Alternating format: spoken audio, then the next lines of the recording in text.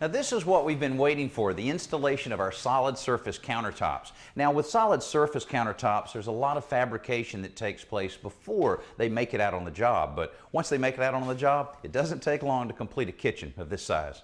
Before these guys started setting counters, they built up the cabinet tops with strips of plywood to accommodate the thick edge we're using. The large panels are made slightly larger than the space they need to fit, so they can be marked and cut to fit on site. The guys scribe a line on the back edge of the counter where it makes contact with long sections of the wall so that they can trim it to fit that contour. Raw edges for cutouts like this one for the range are buffed to a smooth finish. When everything is ready, they apply adhesive to the cabinets and lower the tops into place.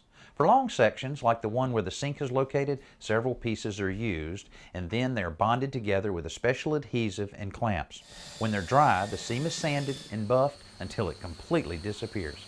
Well, they tell me there's a seam right here, but you certainly can't tell it. That's one of the big advantages of using a solid surface type of countertop like we've used here, is that you can have a countertop like this one that's about 15 feet long without any seams visible at all. The guys did a great job.